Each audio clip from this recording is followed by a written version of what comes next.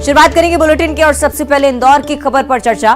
मुस्लिम युवतियों को हिंदुओं के प्रति आगाह करने वाले विवादित पर्चे बांटने के बाद से ही विवाद लगातार तूल पकड़ता जा रहा है। पर्यटन, संस्कृति और आध्यात्म विभाग की मंत्री उषा ठाकुर की तरफ से अब ये बयान। मुस्लिम बेटियां अब हिंदुओं को अपना जीवन साथी चुनती हैं जब, तो उन्हें गृह लक्ष्मी का सम्मान देकर हम साथ में रखते हैं। इसके साथ उन्होंने आरएसएस और बजरंग दल को काफिर बताने पर कहा है कि ये पर्चे बेबुनियाद है। ये सब पर्चे बेबुनियाद हैं। यदि मुस्लिम बेटी हिंदुओं को अपना जीवन साथी चुनती हैं तो सनातन परंपराओं को मानने वाला व्यक्ति आजीवन उन्हें गृह लक्ष्मी का सम्मान देकर पूरे जीवन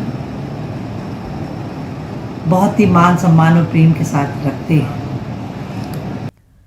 तो मंत्री उषा ठाकुर की तरफ से बयान आपने सुना। साफ तौर पर उन्होंने ये कह दिया कि पर्चे बेबुनियाद थे। साथ ही साथ जब मुस्लिम युवती या मुस्लिम लड़की गृह लक्ष्मी बनकर आती है तो सनातन धर्म को मानने वाला व्यक्ति उसका ख्याल रखता है जीवन भर। इसके क्या कुछ मायने अब निकाले जा रहे हैं, इस पर हम और ज्यादा चर्चा करेंगे। सही कि अरुण त्रिवेदी इंदौर से हमारे साथ लाइव जुड़ गए।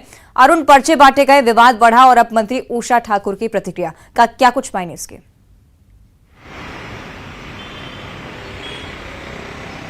बिल्कुल, देखिए इंदौर में कुछ दिन पहले ही ये पर्चे बांटे गए कि जो मुस्लिम लड़कियां हैं वो हिंदू लड़कों से सावधान रहें, सतर्क रहें। इस तरह के पर्चे इसलिए बांटे गए क्योंकि इंदौर में लगातार लव जिहाद के मामले सामने आ रहे हैं। उसमें बजरंग दल लगातार इसके खिलाफ अभियान चला रहा है और इसी से बौखलाकर ये पर्चे बांटे गए हैं। विवादित पर्चे ये किसी मस्जिद के पास बांटे जा रहे थे। हालांकि इस पर एफआईआर दर्ज हो गई है, लेकिन पर्चे की जो भाषा है उसमें संघ और बजरंग दल को काफिर बताया गया है और कहा है कि 10 लाख मुस्लिम लड़कियों को हिंदू लड़के अपने जाल में फंसा सकते हैं, प्रेम जाल में फंसा सकते हैं। साथ ही उन्होंने कहा कि महाराष्ट्र में 800 लड़कियां जो हैं वो हिंदू लड़कों के जाल में फंस गई। इस मामले को लेकर उषा ठाकुर मुखर हो गई हैं क्योंकि उसमें जो शब्द यूज किया गया वो भगवा लव ट्रैप। इस मामले में जब उषा ठाकुर से बात की गई तो उषा ठाकुर हिंदूवादी छवि की नेता है, फायर ब्रांड नेता मानी जाती है। अपने बयानों से अक्सर वो चर्चाओं में रहती हैं और उन्होंने लव जो ट्रैप है, भगवा लव ट्रैप है जो इन्होंने इस पर्चे में नाम दिया, उसके समर्थन उन्होंने किया और कहा कि जब कोई मुस्लिम लड़की हिंदू लड़के से शादी करती है तो वो उनको गृह लक्ष्मी बनाकर रखता है, उनका पूरा सम्मान करता है। ये भी हम समझ लेते हैं कि कांग्रेस की तरफ से इस पर क्या प्रतिक्रिया है। आप बने रहेगा हमारे साथ। कांग्रेस की तरफ से अजय सिंह यादव जी हमारे साथ जुड़ चुके हैं। अजय सिंह जी, बहुत स्वागत आपका करती हूँ न्यूज़ 18 पर। पर्चे बांटे गए, विवादित भाषा का उपयोग आरएसएस के खिलाफ, हिंदुओं के खिलाफ था, लेकिन अब मंत्री उषा ठाकुर कह रही हैं कि अगर मुस्लिम युवती हिंदुओं के घर आती है तो गृह लक्ष्मी बनाकर रखा जाता है। आपकी प्रतिक्रिया इस पर? देखिए, ये बेहद गंभीर विषय है इस तरह के पर्चे बांटना, और साथ में प्रदेश में मंत्री जैसे जिम्मेदार पद पर बैठे हुए व्यक्ति को अगर इस मामले में जिम्मेदार पाया जाता है तो ऐसे मामले में सरकार को कार्रवाई करना चाहिए। समाज में सौहार्द बिगाड़ने वाली कोई भी गतिविधि में अगर ऐसा व्यक्ति लिप्त हो तो क्या वो मंत्री पद पर रहने के योग्य है? इसका जवाब शिवराज सिंह चौहान जी को देना चाहिए। ये बेहद गंभीर मामला है। कांग्रेस पार्टी इस तरह के मामले की निंदा करती है। सभी समाज, सभी संप्रदायों को समान रूप से सम्मान, स्वतंत्रता मिलना चाहिए। किसी भी समाज के खिलाफ इस तरह के पर्चे नहीं बांटा जाना चाहिए और इस मामले में पुलिस को स्थिति स्पष्ट करना चाहिए, उनके इंटेलिजेंस को स्पष्ट करना चाहिए कि इस तरह के पर्चों के पीछे कौन है। और अगर ये पर्चे कभी बड़ा रूप लेके कोई सांप्रदायिक सौहार्द बिगाड़ने की स्थिति में पहुंचते हैं तो इसके लिए कौन जिम्मेदार होगा? कांग्रेस पार्टी मानती है कि भारतीय जनता पार्टी अपने राजनीतिक मंसूबे पूरे करने के लिए समाज का सौहार्द बिगाड़ने की कोशिश कर रही है। ठीक है, बीजेपी की तरफ से भी हम जवाब लेंगे। नेहा बग्गा जी हमारे साथ जुड़ गई हैं। नेहा जी, बहुत स्वागत है आपका न्यूज़ 18 पर। अजय सिंह जी लगातार कार्रवाई को लेकर सवाल पूछ रहे हैं, आपको जवाब इस पर?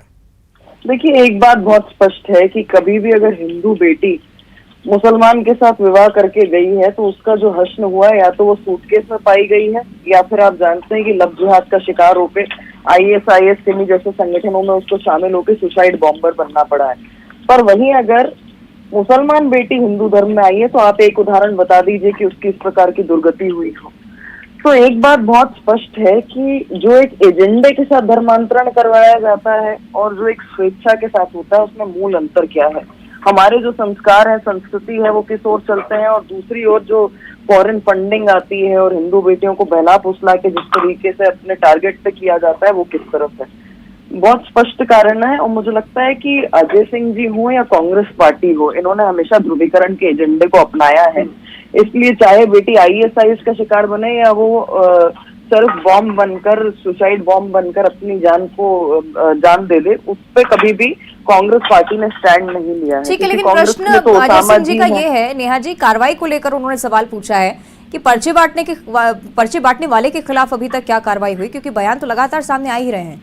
देखिए, इसकी अभी कोई स्पष्टता नहीं आई है कि इस प्रकार के पर्चे बटे हैं, नहीं बटे हैं, किसने बांटे हैं, पर निश्चित तौर पर उस पर कार्रवाई होगी, और जिसने भी इस प्रकार के पर्चे बांटे हैं तो उस पर कार्रवाई भी की जाएगी।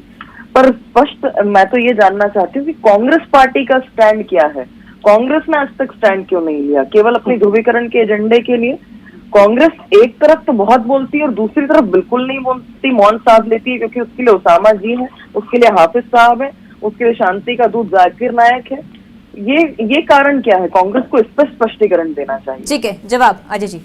नेहा जी ने जिस तरह की बात करी, अगर हिंदू बेटियों के साथ ये सब कुछ हुआ है तो इसके लिए भी आप जिम्मेदार हैं। आपकी सरकार उन्हें सुरक्षा नहीं दे पाई क्योंकि आपका राजनीतिक एजेंडा सेट। केरला में किसकी सरकार थी? हिंदू बेटियों केरला में किसके मुख्यमंत्री ने कहा? करने वालों के ऊपर तमाम प्रतिक्रियाएं कांग्रेस पक्ष की तरफ से जरूर देखने को मिल रही है, लेकिन विवाद जरूर तूल पकड़ता हुआ। बहुत शुक्रिया आपका नेहा बग्गा जी जुड़ने के लिए। अजय सिंह यादव जी, आपका भी बहुत बहुत शुक्रिया। अरुण भी हमें लगातार जानकारी दे रहे थे, बहुत शुक्रिया आपका अरुण, जानकारी साझा करने के लिए। आगे बढ़ते हैं, बात अगली खबर मुख्यमंत्री शिवराज सिंह चौहान से जुड़ी हुई। दिल्ली दौरे पर आज और कल मुख्यमंत्री रहने वाले हैं।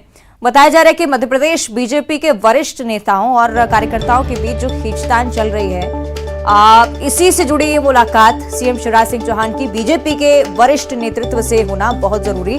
बीजेपी के पुराने नेताओं और मंत्रियों के बीच मची खींचतान पर केंद्रीय नेतृत्व गंभीर नजर आता है। दिल्ली दौरे के कुछ अहम फैसले भी सामने आ सकते हैं, ये भी बात अब कहीं ना कहीं जिसका जिक्र हो रहा है। मुख्यमंत्री शिवराज सिंह चौहान जब बीजेपी के वरिष्ठ नेताओं से, केंद्रीय नेताओं से जब मुलाकात करते हैं, तब कौन सी बड़ी बातें सामने आती हैं? मध्य प्रदेश में बीजेपी की रणनीति पर क्या कोई असर पड़ता है?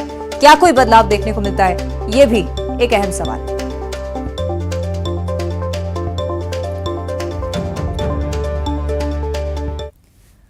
और दूसरी तरफ छत्तीसगढ़ के मुख्यमंत्री भूपेश बघेल भी आज दिल्ली के दौरे पर हैं। आज दिल्ली के लिए रवाना हो रहे हैं मुख्यमंत्री। कल नीति आयोग की बैठक में शामिल होंगे। हालांकि एक और बैठक थी मल्लिकार्जुन खड़गे के साथ, जो कि स्थगित हो चुकी है।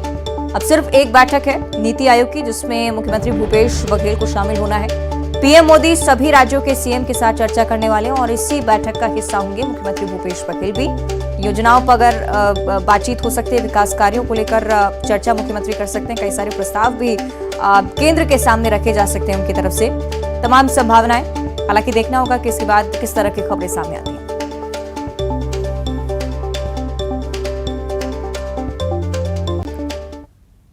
आगे बढ़ते हैं और अगली खबर राजधानी रायपुर से सामने आई, जहां पाम सोसाइटी के पैनल मीटर में अचानक से भीषण आग लग गई। समय रहते बड़ा हादसा टल गया। फौरन सतर्कता के साथ फायर ब्रिगेड की टीम यहां पर पहुंची।